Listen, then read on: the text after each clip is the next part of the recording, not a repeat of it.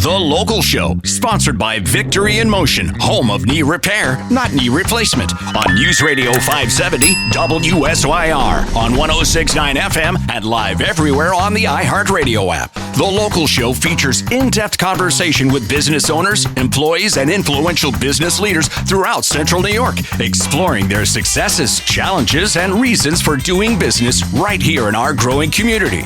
The Local Show is produced locally by Zoe Advertising. Now your hosts, Tom and Steve. You found your way back into the most gripping couple of hours on the radio. We're here 11 to 1 on Saturdays, and on Sundays we're 7 to 9. So hope whenever you're catching this show, you're having a blast with it and learning all about the growing area around us. Anybody hear about the what do you call that thing? The aquarium. Yeah. George, did you hear about that? I hear they're building it. Yeah, are they? It's kind of cool. I'd love it. Yeah. They don't want to give more money to it. I just was listening to that on the way. Really? They didn't want to put it in a public one. So it was going to cost X, then it was going to cost a little more. And now the legislature said, you know what? If you want that, you get the rest, because we don't want to extend anymore. I don't know both sides of the argument, but that's what I heard. I love the concept of an aquarium, because I like aquariums. Sure. And we do need to have more things in the Syracuse area that interesting, can be yeah, right, interesting right. things that can be attended to. Yeah. Now, whether that's the best or not is a different discussion that I'm not prepared to do. But I think that I love the idea of an aquarium. We've been talking with. I know you can. I like looking at them. We're talking with George Powers, the owner of Powers Accounting and Payroll Made Simple, and continuing that conversation, and starting off by talking about aquariums. Yeah, it's all fishy to me, but do we need to? Do we need to have public money? I mean, this is a public thing. It's not like a private aquarium, right? Yeah, you probably have to pay to go in, but the only time you get those kind of things is if the public supports them. Yeah. And if we're going to be in a community, I think it's a reasonable thing to expect the community will do something for the community. And when they do the math, if there are sales taxes or hospitality taxes involved, that money comes right back into to the county. So if they do $100,000 in room one night and they got 8% tax or whatever it is, George, 8%.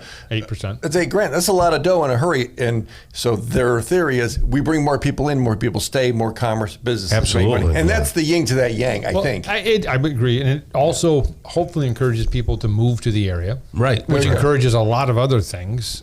Sales tax, real estate tax, just being part of the community in the economy, which is what we really need and want. We want a vibrant economy. Since the new administration has taken over, there's been a lot of talk about taxes, of course, and needless spending and things like that, and everybody has their opinions on what's absurd and what's not. But as a tax person, I mean, I know you make your living off of helping people organize their lives and pay the right amount of taxes. Don't you think there's a lot of really senseless taxes out there? It seems like they tax everything. As a whole, I do think that state and federal gets a little bloated. Yeah, it's a huge amount of taxes. That we have probably some things that are going on that we just think is silly, that probably many people would see is silly and could cut back. Now, what they all are, you're right. We got all kinds of different opinions on it. And whether the administration is doing it the right way or the wrong way, I don't know. But when the government was set up, back, long before our lives were even blinked into existence, did we want to set up a government that taxed every single bit of your life? That's what we fought against. Yeah, didn't we fight against that? I'm just curious. Did, but we agreed to a strong central government. That's what back in Alexander Hamilton and John Jay, they wrote the Articles of nope, not the Articles of Confederacy. That was the other one. Bill of Rights.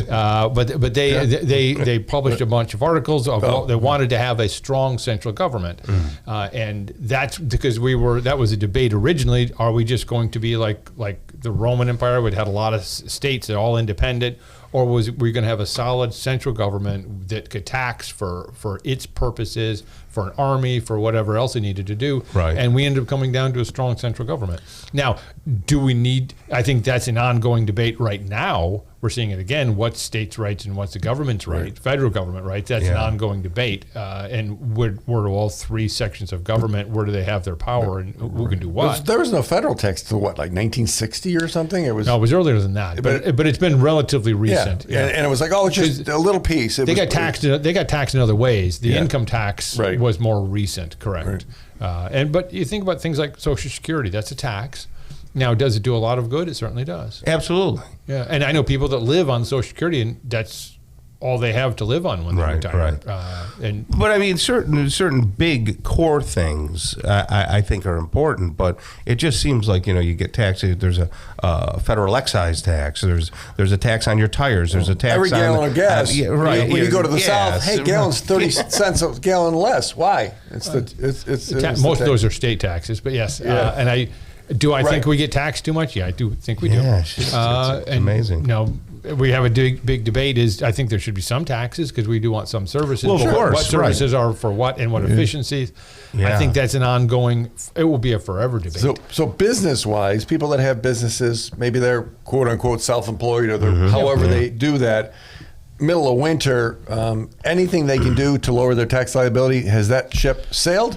Not all. Much of it has sailed as of December 31st. But the real idea is what you really want to do is organize your business, get good reports to give you valuable information. You want your monthly management reports so you can see how your business is doing, how you do better. And you know what? If you make lots and lots of money, you're going to pay lots of tax. But even at the highest tax rate, you still get to keep more than the government takes. Now, we can debate whether what they're taking is too high. I'll give you that. Right. But even if you're, say, in the 24% tax bracket, which is not the highest federal would be 35, but you still get to keep more than they take. More dollars, not percentage. More dollars. Yeah. Well, you still get more. You get more dollars and percentage, so you get to keep more. Now, do you pay a lot? Yes, you do. But you make a lot. A person makes $500,000 is going to pay a lot of tax. Right. But they're going to be able to keep money too. So the idea is the most important part of being in business is trying to make more money efficiently, profitably. And yes, you do want to save taxes. A lot of times to save taxes, you have to spend money. So then you're giving up the money. Right. Now, I'm not saying you don't do that. We do a lot of tax planning with our clients. How do we keep the taxes down? How do we manage to keep the taxes down and allow clients to enjoy the money? There are some things that can be done, and that's what we do work with. There are credits sometimes available. We pick those up. So there are things that we can work with our clients to bring the taxes down, certainly. And there's, like I said, there's lots and lots of credits out there available to certain businesses. Do people like Tom still bring in a brown garbage bag and with a Loblaws bag full of paper receipts to go, here, do my taxes? We don't like bags of receipts, right? Because it's never accurate. That's one of the things we do. It's consistent. Well, and the thing you think about it in today's world, how many times do you not even get a receipt? Right. I mean, you go someplace you don't get a receipt, so that's an expense. That. What I tell people is what they want to do. They want to, if they're in business, open up a business account and make sure everything runs through that business account. Nothing runs through your personal pocket, because that business account becomes a field of play. All you have to do is go back and reconcile, balance your checking account. You account for all the ins and all the outs. If you do all of that, you're going to account for everything. Now, are you going to classify it in the right numbers, in the right spot? Are you going to have office supplies and utilities? Okay, those things can always happen. But they're there. If they're there, we can find them and move them to the right spot. So if someone's entrepreneurial, maybe they have a little business. Are you suggesting step into the real game? Get some insurances, get your structure, set up if it's whatever structure it is. Whatever structure it is. You do not have to be incorporated or an LLC. Sole proprietorships do just fine. Okay. Nothing wrong with that. Right. They're less expensive to start. They're less expensive to operate. So there's not a darn thing in the world wrong with that. But what I do say is step up. Yeah. And this is what you do. You counsel people, so you're more than just an algorithm. Yeah. And it's tough because a lot of people think you can just use a piece of software. I don't know that that's necessarily true. You really want to have a dialogue about these very important things. The accounting industry is moving more and more to the human element because AI is taking over a lot of the input. And that's okay. That means that your accountant needs to talk to you more. Right. To be more interactive. It's a very good point. That's a very good point. Well, thank you, George.